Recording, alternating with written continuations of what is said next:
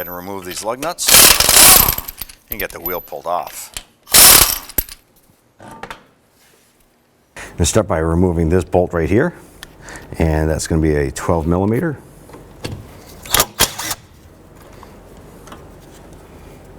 That'll just loosen up that brake line for us.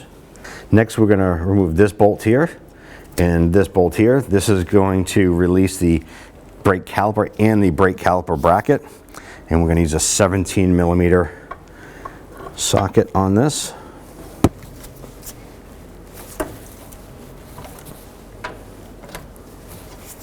I'm going to go ahead and remove both of these bolts.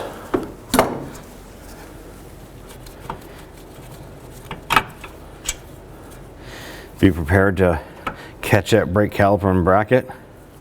You don't want that to pull off and pull on that brake line hose. Next, go ahead and slide the caliper off. I want to go ahead and support this. We're going to use a hanger and hook that on the strut spring itself. Hold that up and out of the way. Next, go ahead and remove the Phillips head screws. If your vehicle has these, great. And go ahead and remove these here. These are basically just used to hold the brake rotor in place during assembly with the rest of the brakes. If yours doesn't have it, it's not critical or a safety issue. And pull off that rotor and set it aside.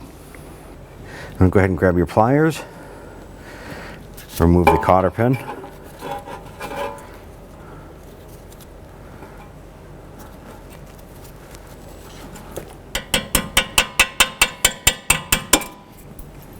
Now I want to go ahead and remove that nut off of the tie rod end there. Using a 19 millimeter socket, we want to go ahead and remove that tie rod end nut.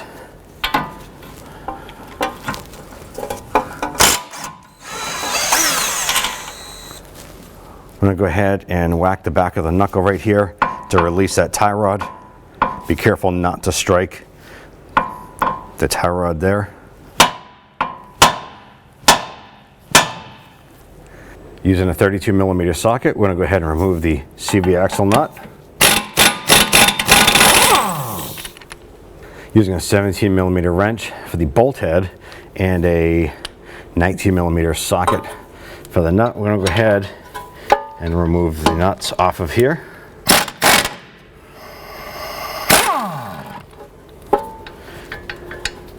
And I'm going to try and keep the bolts in here to keep the strut attached to the knuckle while we do this.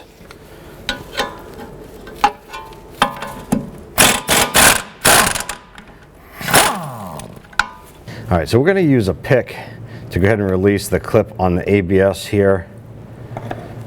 You can reach around the back side of it and press a little tab in, put some pressure on it, and then press on the front side and just wiggle that free from the bracket. Into this clip right here, simply just use a pair of needle nose pliers, gently squeeze the tabs together, and that'll pop that out. We just want to be able to have a little bit of flexibility in the ABS wire here, because we're going to pull the knuckle forward and we don't want to put abnormal pressure on the ABS wire. You can ruin that system. Now I'm going to go ahead and remove the strut to knuckle bolts. Just work that out.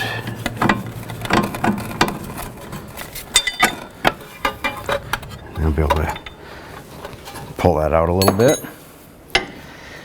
Now what we want to do is, as we're pulling this out, we want to apply some pressure to the CV axle. You can see that this is already loose and free. When we pull this out, we want to go ahead and pull that CV axle out of the hub itself. So we're going to push in on this while we're pulling the knuckle out and see if we can work that axle out of the hub.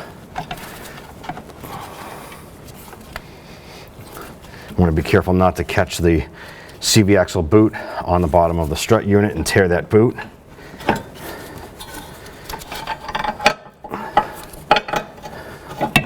And there we go. Now this isn't necessary, but we like to do it as a precautionary. The ABS wire comes through right here, and we are going to be working on this knuckle right here. We're going to go ahead and just take a 10 millimeter socket. We're going to go ahead and remove the bolt here. And we're going to go ahead, you can use a pick or a flathead screwdriver. We're just going to gently go ahead and remove this ABS sensor from the knuckle itself. Once it's loose, you can wiggle it back and forth and set that sensor aside. Now that we have our hub and bearing puller tool installed, we're going to go ahead and re-secure, or at least get the knuckle attached to the strut unit itself, and this is going to help for stability purposes. We're just going to set the 2 bolts in just to hold it in place. Now I want to go ahead and pull that hub out.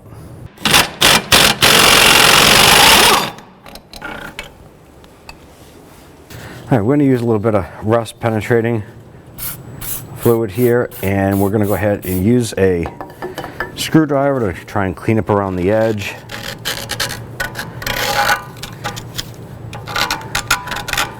This is going to help that lock ring come out a little bit easier. Once you have that cleaned up, we're going to head and use a small hammer and a flat punch, and we're just going to try and tap around here. This will kind of loosen it, make it easier to come out. We're going to use a chisel here and get right on the outsides of the ears, and we're going to hit this. We want to try and go ahead and get the ring to move, and you can actually see there's a little bit of a gap down here where the ring is starting to move a little bit,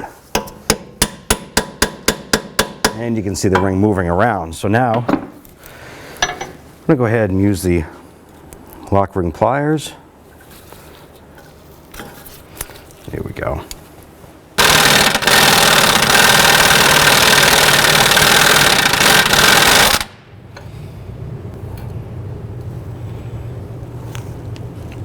With the bearing out, we're now going to want to go ahead and clean the inside of the hub face here, or the knuckle face, so that the bearing slips in. We also want to make sure that the groove for the lock ring is cleaned out from any rust debris. So we're just going to go ahead and start cleaning this. You can use a bristle brush here, just gently. We don't want to score up the inside here. I'm just going to use this to clean a little bit gently where the lock ring goes. You can also go ahead and use your pick to go ahead and clean that groove out.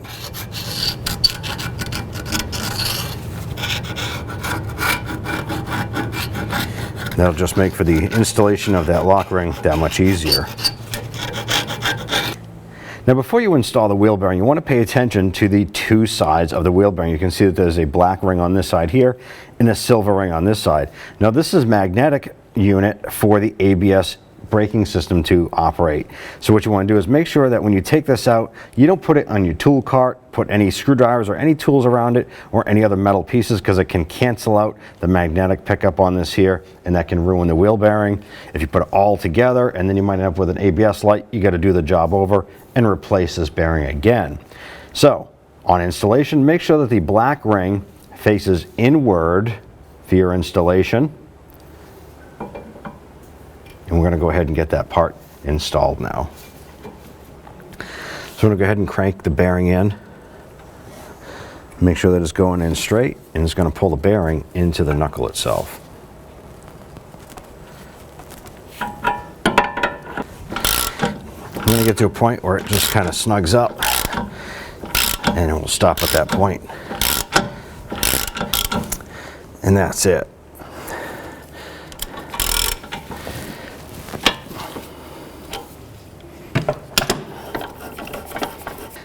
So you can see that the bearing is pressed in all the way, because now it's cleared the notch for the ring here. And I went ahead and I also cleaned up the ring to get rid of any residual rust.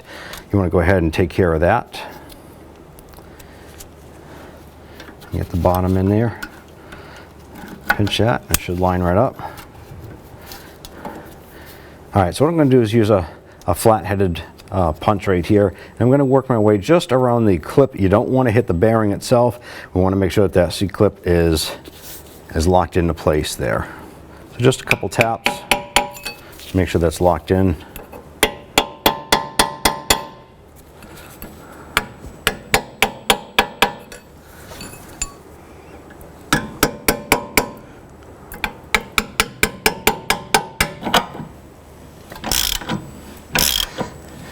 So now that we have the bearing pressed into the knuckle, I'm going to go ahead and put the hub in.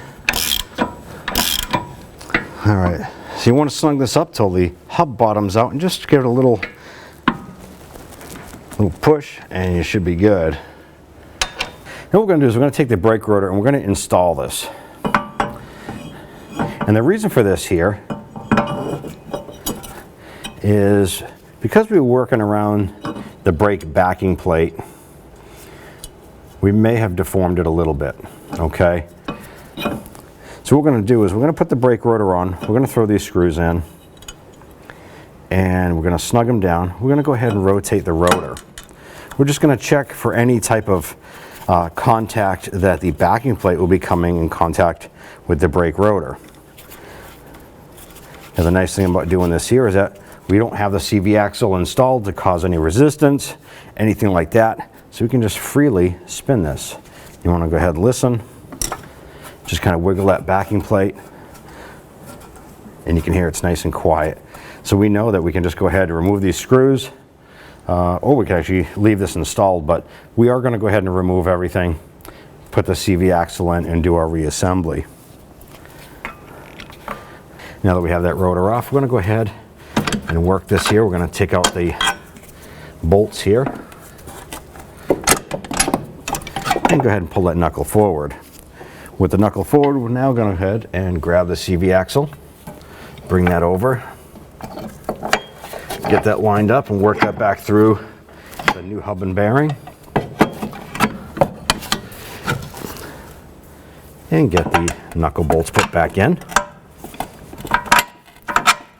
With those set into place, let's go ahead and just get that CV axle nut started and shoot that on down. Let's go ahead and get the nuts put on the knuckle bolts. And then we're just going to use our wrench and ratchet to go ahead and snug those down.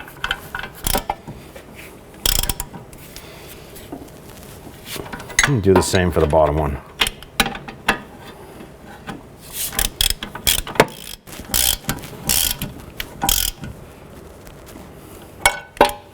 Next, go ahead and get your brake rotor installed. If you have the securing screws like we do, go ahead and get those installed now and just snug down those screws.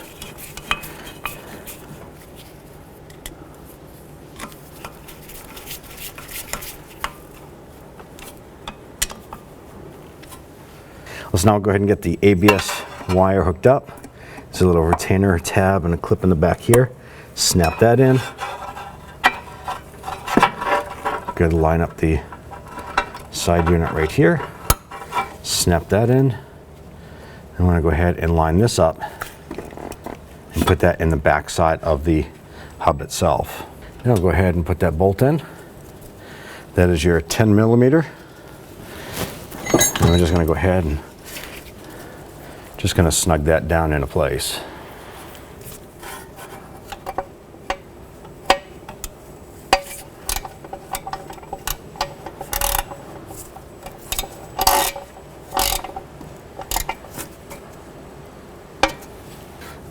So now go ahead and grab the caliper, pull that off the hanger, remember to remove that hanger. You don't want to be driving down the road with that thing still hooked up.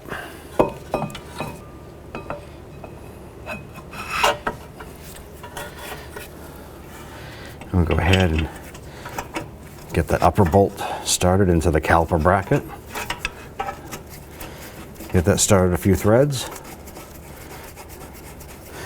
Once you have that one started, to make it a little bit easier for that bottom one, you should just either rock out just a little bit and then get that one started. And we're going to go ahead and snug those down. We're now going to go ahead and install the bolt for the brake line here.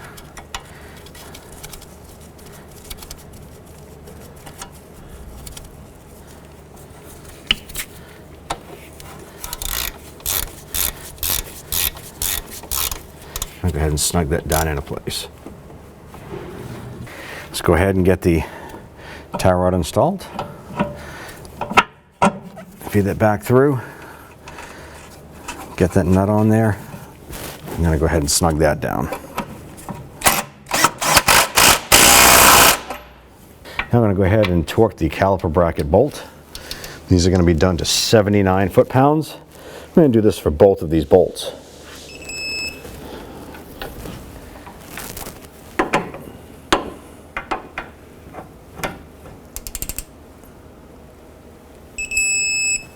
Now we're going to go ahead and torque the strut to knuckle bolts to 67 foot-pounds.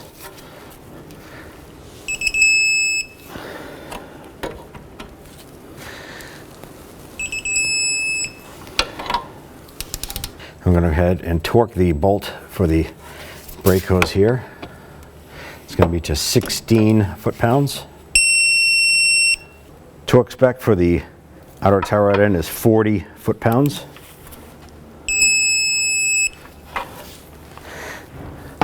Now what we want to do, we have that tightened down. You want to go ahead and put a new cotter pin in. Go ahead and work that in. Take the pliers,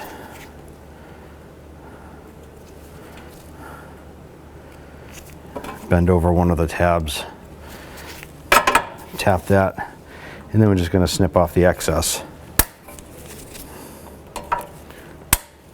So now what we're going to do is go ahead and torque down the axle nut. What we're going to do is I'm going to throw on a couple wheel lugs here. Purpose of that, I want to go ahead and protect these studs themselves. I'm going to go ahead and put the torque wrench on.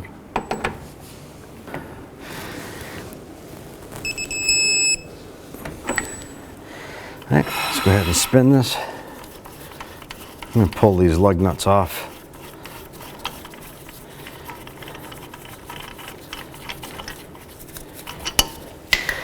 Now what we want to pay attention to is this little notch right here.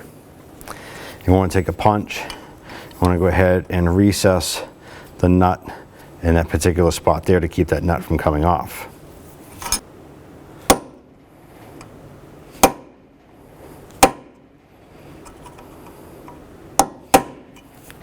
Just like so. I'm going to go ahead and reinstall the wheel. Get that lined up. You want to go ahead and get the lug nuts all started by hand. I'm going to go ahead and snug up these lug nuts. Now I'm going to go ahead and torque the wheels to 79 foot-pounds. I'm going to do this in a crisscross pattern.